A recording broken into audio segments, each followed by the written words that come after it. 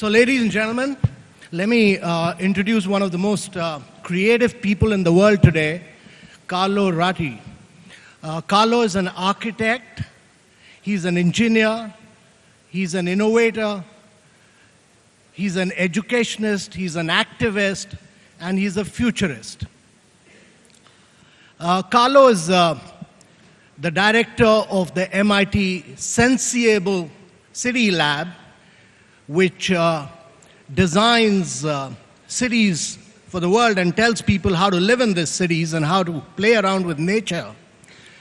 And Carlo has been rated by the Wired magazine as the 50 smartest people in the world. And one of the 50 people. You should never believe media. So. And one of the 50 Especially people. now in the year of fake news. So. And he's been rated as one of the 50 people who are going to change the world. So that's Carlo Ratti for you. Give him a big round of clap. So Carlo, let me start off with asking you, what makes you so smart? How are you going to change the world? No, look, as I was saying, well, first of all, let me say I'm really, really happy to be back in India. You know, I love the country. I'm here 2 or 3 times a year. So I'm thanks a lot for the opportunity to be with you today. Now, let's talk about smart cities, about something else. And I need to tell you first that I hate the word smart city. And the reason I hate the word smart city is that to me, it sounds a bit too much like just a focus on technology. Making cities smarter, but it sounds too much like a technocratic effort. That's why our lab at MIT is called Sensible City. Sensible City, like a city that's able to sense, but also a city that's sensible. But having said that, I think what we are witnessing today is a very, very interesting time when we look at cities. And that is because we could say that the internet that changed our lives over the past 10, 20 years is now entering physical space. The internet is becoming Internet of Things, and hence is allowing us to rethink many urban processes. So anything from mobility to energy, to waste, to water, to citizen participation, many dimensions of urban life are being somehow can be redesigned with this new convergence of the digital and physical world. And I think that's why it's such an exciting time, and that's why I think in India I see a lot of experiment in this space, which is going to transform the way we live in cities. So Carlo, the process of urbanization has ended across America. It's ended across Europe. It's nearing its completion in China. It's just begun in India.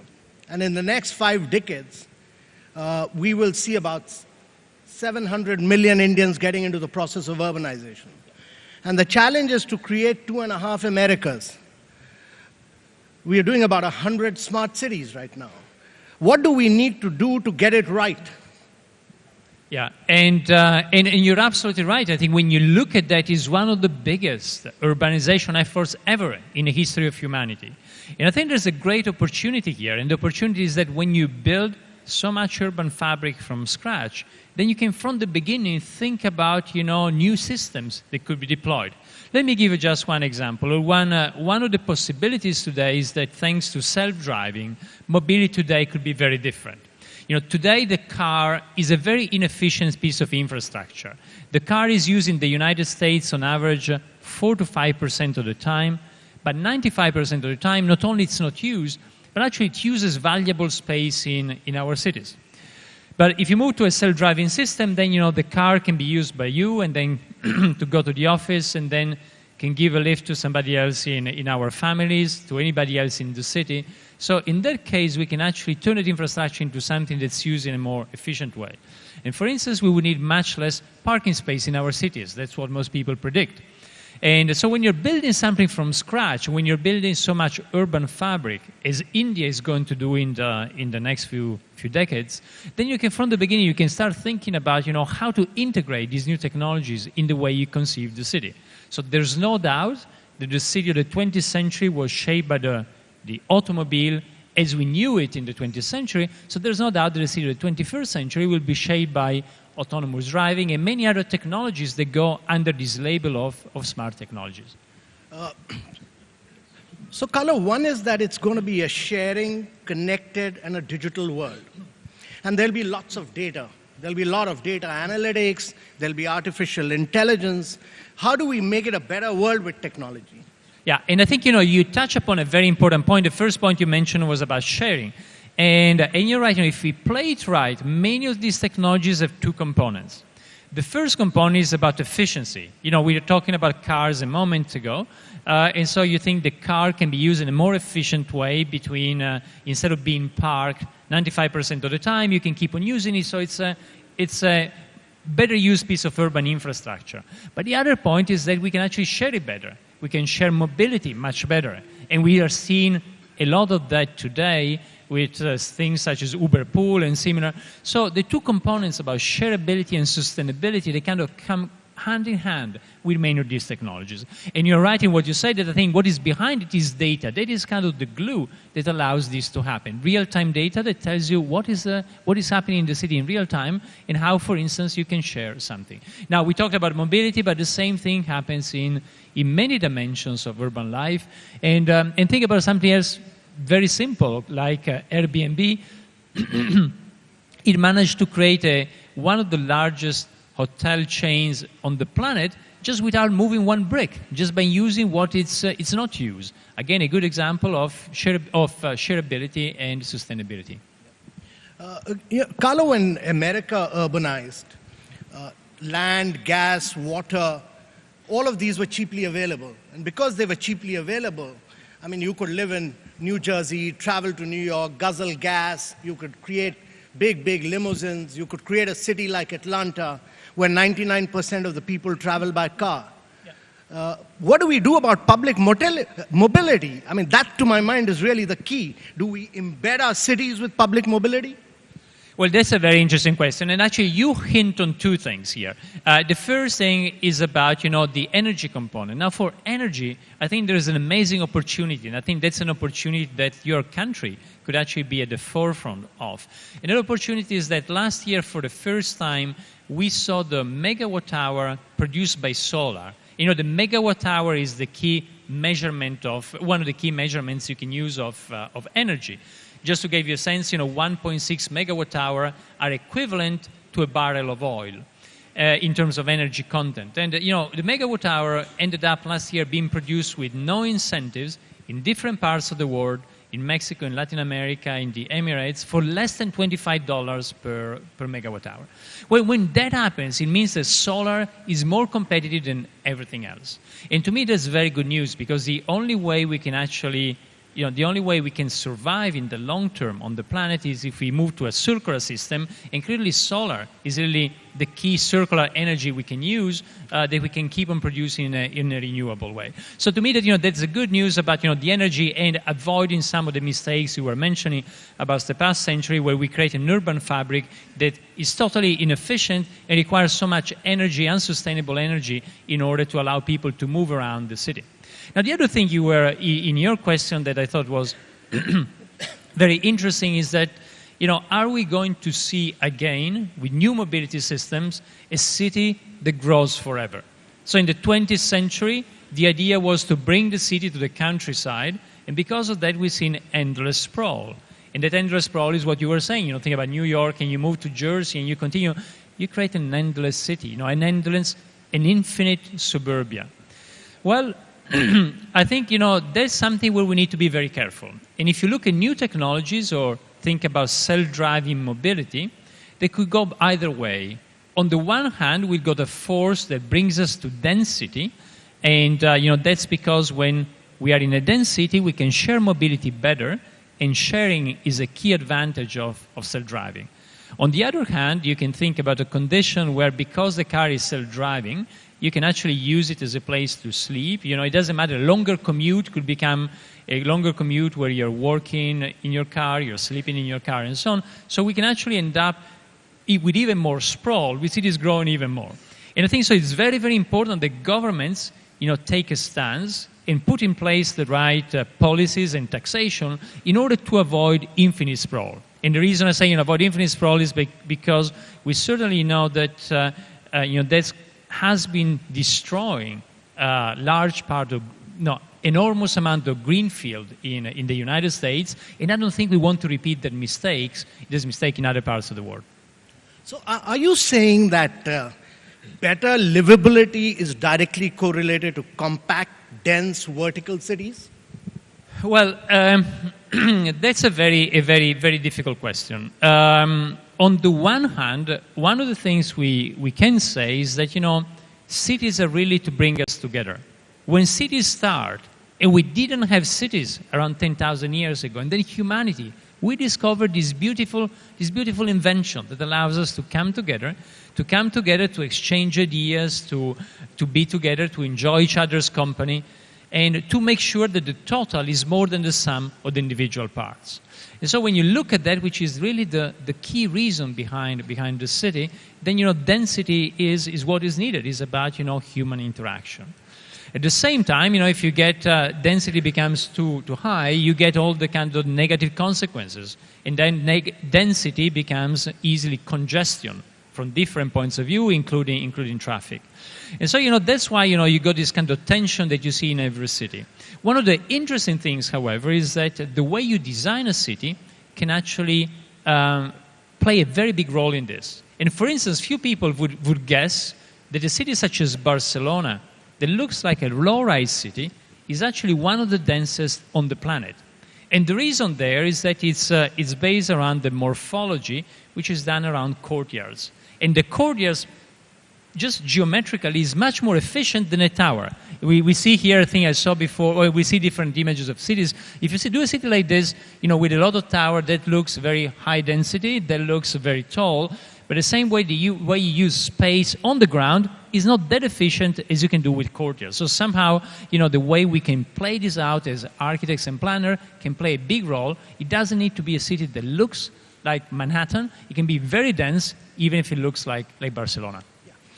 So, you touched upon Barcelona, which to my mind is one of the most fascinating cities in the world. And it's one of the smartest cities in the world. Great convergence between heritage, civilization, and digital technology all blended together.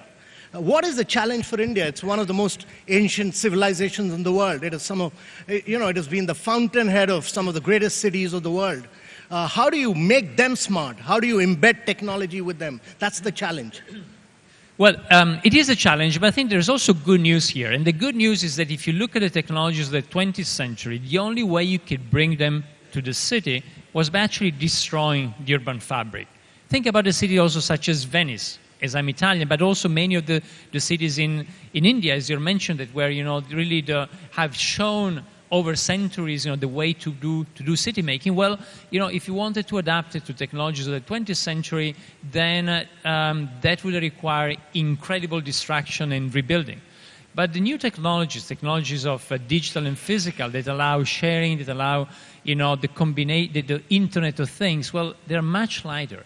So a city such as Venice that could have never been adjusted to technologies of the 20th century can actually, and we're working on that right now, can actually adjust itself to technologies of the 21st. And I think the same happens in this country and in many other very ancient cities. I was quite amazed that you're doing a digital retreat in the Himalayas. I was really fascinated with this on the border of West Bengal and Sikkim. What made you reach that border of West Bengal and Sikkim? And how are you reaching out to nature there? Look, I'll tell you the key principles behind the project. The project is something we've been working on. Site construction is just starting. But I'll tell you a couple of things we were very excited about. The first one is that I think we need to find a different way to do tourism. And, tourism as we do it today, we fly somewhere, we spend a couple of days, we don't even connect with the local population, with the city, is certainly not sustainable, especially with hundreds of millions of new tourists entering the global market. Is not something we can keep on doing. And actually, you're starting to see, before we mentioned Barcelona, I know Barcelona last summer, for the first time, you actually had locals fighting tourists and kicking tourists away, just because certainly this mode is not sustainable. So the first thing that actually we wanted to try here on the Himalayas was, can you design a place where you can go there, you can keep on working from there, and then you have a different way to use the place, to be a tourist. You're in between a tourist and the local. You might spend a few weeks or a few months, then it becomes your home for some time. And so it's a new way of enjoying the beautiful place. And the second thing is really about nature and how nature can come back in our lives. And I think, today we need to look at this in two different directions, not like sprawl, as we saw in the 20th century. I think on the one hand, we can see nature coming back inside our cities with new ways. Again, technologies such as hydroponic allow us to grow food in cities. In 1 month, there is a big event in Milan. It's one of the main events about design. It's called the Milan Design Week. And over there, what we are doing, we're doing the opening act for Milan Design Week this year. And that would be a pavilion where you have 4 seasons at the same time. All sustainable, so you get energy from the sun. You try to change the flows of heating and cooling as a way to play with sustainability and with new ways to bring nature in our cities. So the first thing, bringing nature in our cities, and the second thing is how we can be in nature and keep on doing the things we do. Like, we've always enjoyed nature. It's what my colleague at Harvard, E.O. Wilson, would call biophilia. And in our biophilia, has been in trouble in the past couple of centuries because we locked ourselves into fish tanks, into buildings that look at fish tanks. So I think one of the big challenges is to look at the liberating power of technology to connect us more with nature, either by bringing nature in cities or by allowing us to work in the middle of nature, such as on the Himalayas. Wonderful. So are you planning to settle down there? I'd love to. It's not finished yet, but I'd love to spend some time there. Okay. And then if you invite me also back to India, I'll come very soon. Okay. Let me ask you about your MIT Sensibles City Lab. What are the kind of unique things you're doing there? I mean, what are the different kind of experiments? What are the different kind of architecture? What are the different kind of fascinating urban fabric that you're doing there? Well, as we are really exploring this space, as we were saying, the space in between digital and physical, how this is changing cities. And we're doing many projects. We're actually doing a project together with a group in Bangalore of Global Shapers. Global Shapers is a community by the World Economic Forum. And the young people from the World Economic Forum, for instance, where we are using artificial intelligence to map trees in cities all over the world and use that as a way to give citizens a better understanding of their city and also to help mayors improve their cities. We are using, again, we're doing a lot of work with self-driving, with mobility, with shareability. So we're doing a lot of things that are in the space we're talking about, but we think that our role today as planners, as designers, as researchers, should be to think to multiply and share ideas about how cities could be. We shouldn't be the one making decisions. Again, I think this is the big difference with the principles of the 20th century, when you had, architects who thought, they could plan a city from scratch, and, they could make all the decisions without even asking the citizens. And I think, what we can do today is actually experiment, try out different things, and then engage citizens in order so that we can collectively, together decide what type of city we want to build. So, Carlo, we are right now in the city of Mumbai. And Mumbai is one of the really fascinating cities in the world, but it has a huge amount of slum area. Vast number of people who've moved from rural to urban areas live in slums here. How do we make life for them much better? What do we do about this? What should be our urban strategy? And I also wanted to ask you, when you talk about smart cities of the future, do we need to redesign our system of governance? Yeah, well, there are two very, very, very important questions. For the first one about slums, well, first of all, every civilization has been going through slums. Think about one of the interesting things. We have an MIT lab in Singapore, and Singapore 50 years ago had a lot of slums. And then, little by little, they would transform, and now there's no slums in Singapore's life. But in 50 years, there's been a huge change in the city, in planning. So what I'm saying is that it's something that's quite common when you got processes that are very quick, and, things happen very fast, and maybe some part of the population doesn't have access to all the resources, economic resources, but also in terms of knowledge of how to build. That's what happens. But I think there's many ways that this can be upgraded. To me, the key suggestion there, we see two different ways to do things. One way is you demolish and you rebuild.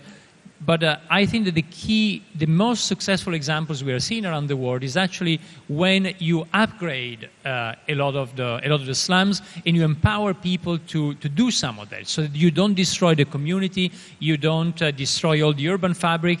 First of all, it's much cheaper, it's much more sustainable, especially from a social point of view. The community is there, and just help them to improve the living conditions over there. That's what humanity has been doing for a long time. Slums and similar, have been present in every civilization in the past. So you make community a very integral part of the redesigning process. You make them an integral part. You don't demolish everything, but you try to upgrade it and to look at what is there. Of course, you cannot generalize. In some cases, you need to demolish something. But the principle still, I think, is a much better principle. In what we are seeing around the world, there's very good examples coming from the city of Medellin, from Brazil as well, where that approach, as opposed to the other approach that was popular a few decades ago of demolishing and rebuilding, is much more successful, especially because you empower the community and you keep the community there. And what about governance? In governance, it's also a very crucial point. I think we're seeing a lot of interesting things happening with governance all around the world.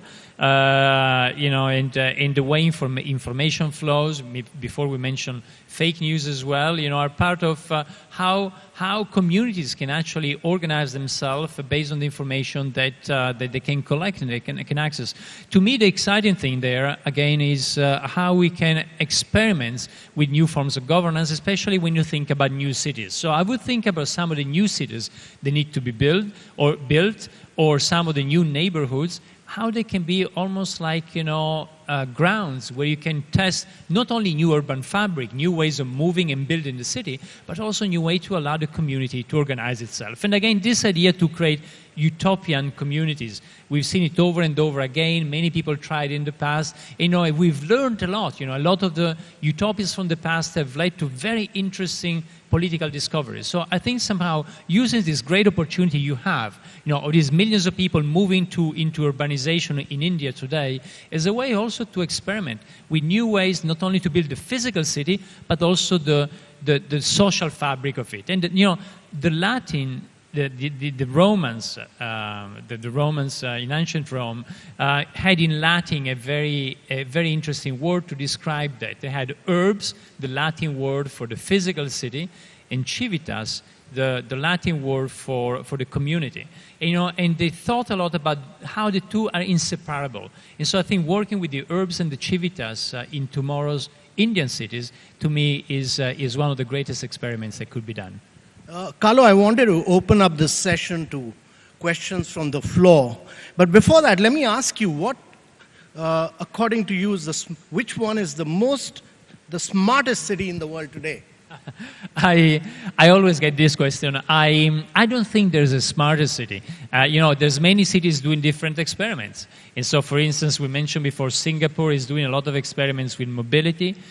Boston, where I spend a lot of my life, is doing a lot of experiments with citizen participation. There's a great project by the mayor's office called New Urban Mechanics. It's about making people like mechanics of the city, helping people be engaged with fixing the city. A city such as Copenhagen is working a lot with sustainability. So I don't think there's one city that is the smartest, but there's many cities exploring and experimenting with different dimensions. But if you wanted me to answer your question, there's a great writer from the 20th century, French writer called Georges Perec. One day they asked him, where is the best place to live in Paris? And he said, I would like to have my bedroom facing this park and my living room to study in another part of the city and then another part of the city. So, if you want to do the smartest city today is probably a city that has, the topography of Prague, the climate of Miami, the buzz of Mumbai, and the nightlife of Rio de Janeiro, or you name it. Wonderful. So wonderful.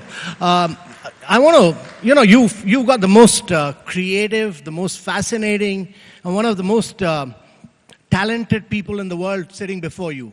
I'm just opening this up. Please go ahead. Just shoot. Ask a question. Don't make a statement so that we can give opportunity to a lot of people. Please. Thanks for all the comrades of the conclave. Delighted and more excited than the day of the jackal. Your lecture is so exciting. Can you speak in the mic? Okay, gentlemen, see, Singapore has got a little India. Like that, could you please help us to build at least one little Singapore in India, maybe Dharavi, so that at least in the next century we have a real clean India? Yeah, if I understand correctly, because actually the mic wasn't working very well, just like Singapore has got a little India. Like that, we want you to help us to build a little Singapore in India, so that by following your city, one day the whole country will really become a Swachh Bharat. Yeah, and I would say, yes, if I understand correctly, if you look at, Little India in Singapore and, how we can learn, I think it's part of what we were saying before about how we can actually pull together. And I think that's also the very important nature of gatherings such as this one. We actually got people from different cities and from all over the world sharing knowledge and how we can learn from each other in this sense. And so certainly there's a lot to learn in that way. In the same ways, I think that tomorrow's Indian cities can show the world a new way of doing things. A couple of years ago I was at Davos at the World Economic Forum. I met the CEO of Best Buy, and he was telling me that the new model, for instance, for retail, he thought were developed in this country, not in the United States. So, there's a lot of creativity, there's new models, and the same, I think, can be true for urbanization tomorrow. Yeah, please.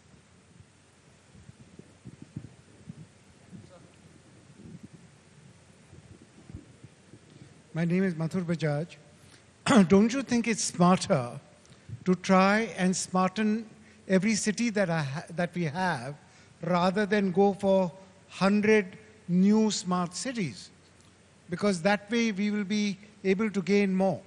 And won't it be better to urbanize the rural areas rather than slumicize cities?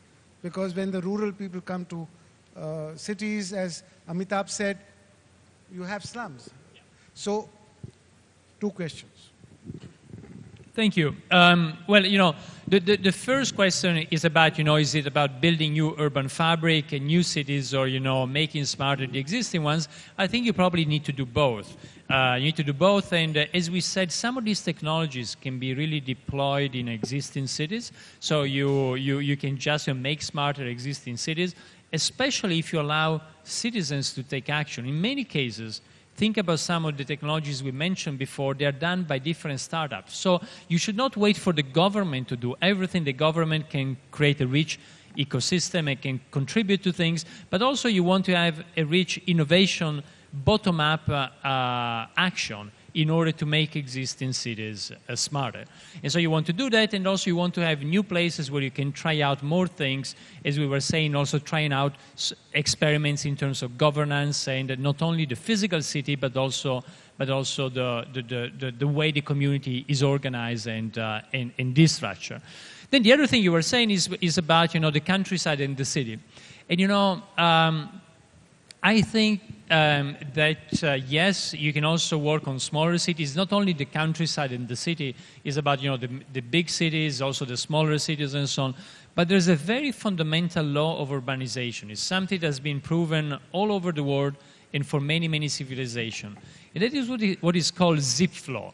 And Zipf law states that actually the proportion of bigger cities to slightly smaller cities, you can phrase it mathematically, I will not, but basically that law shows that that is a constant and always follows the same pattern. So yes, you can make smarter, smaller cities, but still, if the bigger cities become bigger, the whole thing will trickle down, but you cannot just find one solution at the extremes. It's not only the bigger cities growing, it's not only the countryside and the very small villages, it's something that's going to be across the whole scale. And, and I think the reason behind it is because of the fractal nature of urbanization. So when you increase it, then the whole distribution of city increases.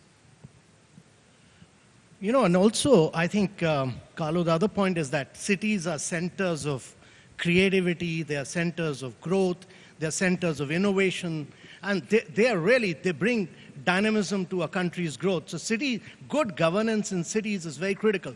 And whether we like it or not, people move from rural areas to urban areas, and every minute that we are talking here today, there are 30 Indians who are moving from rural areas to urban areas. And this trend will continue unabated. So it's important to provide better management to us urban areas. Yeah, totally. Yeah, please, go ahead.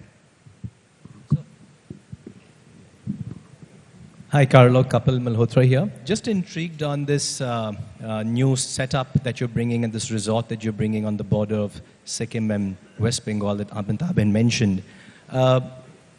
You also mentioned somewhere, Amitabh mentioned that there's a digital element that is also going to be there. Whereas a lot of us as Indians, we are going back to our good old habits and days of Ayurveda and yoga and other elements as well. We started eating food on the ground nowadays, what we saw in yesteryears. How are you blending and weaving the two of the Indian culture, making it holistic, yet weaving in the digital play as well? Yeah. Well, I think that the most exciting things we can do with digital, or the most exciting things we can do with new technologies, usually are not the things that try to develop new needs, but actually the things that just allow us to do the things we've always done, but to do them in a different way. If you think, for instance, about the great success of something such as Facebook, well, we've done the same thing for thousands of years. And a few thousand years ago, probably, if we would meet around the village well and, gossip and share information about our friends and meet our friends. And then, 100 years ago, 200 years ago, probably the same thing would be done via letter and and mailing each other. 100 years ago would have been, very, very time-consuming about, calling each other every time something would happen. If somebody was split, you also had these people helping to spread information inside a circle of friends. And today you do the same thing, just with a digital platform. So what I'm saying is that I think that we should see digital as an enabler of the things that we really care about. And some of these things are rooted in our culture. And here is a thing where you can really develop very unique solutions for India with all the richness of the heritage and with all the specificity of the society, of how new digital solution can actually help you to take that to a different level and maybe make it more seamless and help us do the things we all love and we always wanted to do. Can we have one last question? Yeah, please. There.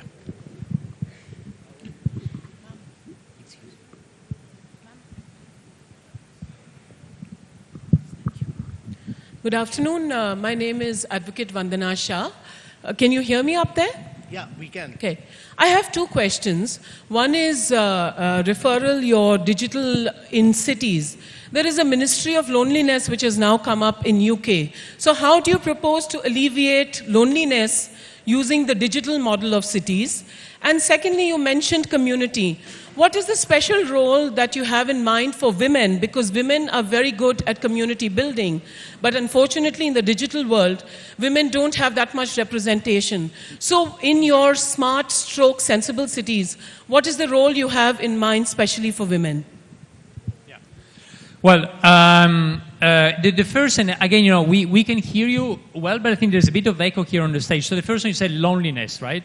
So, and on loneliness, I think is this thing where you can see the glass half empty or half full. One of the interesting things for me is that the way we work today can be much more social. If you look at the workplace today, it's very different than what we had like 10 or 20 years ago. 10 or 20 years ago, we were working in cubicles, very isolated. That was very, very lonely.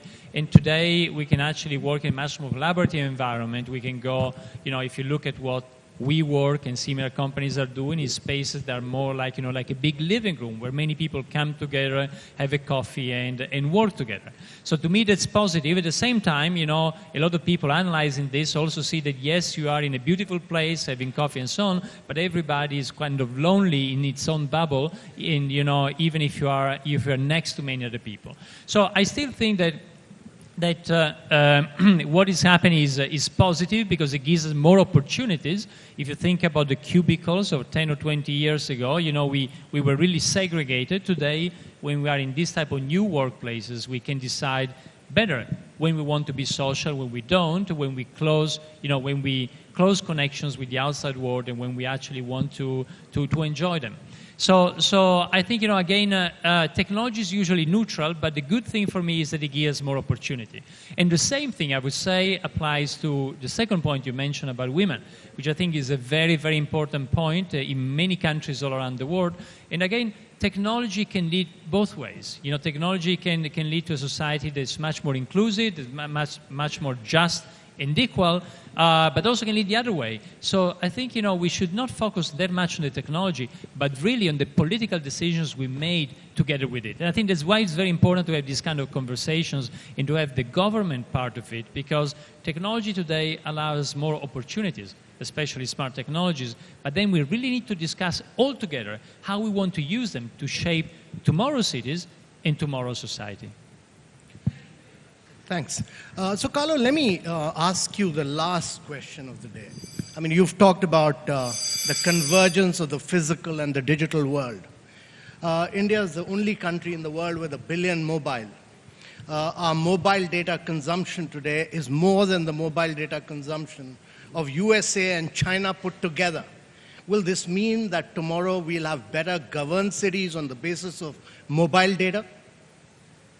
Well, I think, to me, that's, first of all, let me say, to me, that's really one example of, a beautiful example of technology that leapfrogs and allows a lot of experimentation, innovation. I think when you look at all the apps and things coming out of India, I'm sure that a lot of what's being developed here today is going to, in quotes, conquer the world, be a reference for everybody else very soon.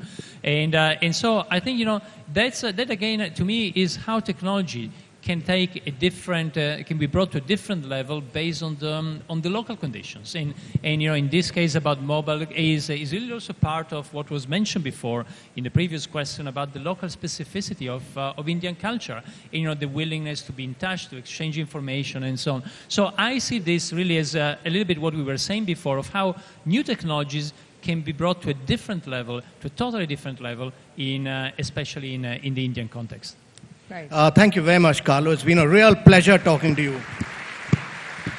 Thank you. Thank you for having me. It really... ladies and gentlemen, you've had the pleasure of listening to one of the most creative, one of the most innovative architect, designer, innovators in the world. Thank you very much, Carlo. Thank you.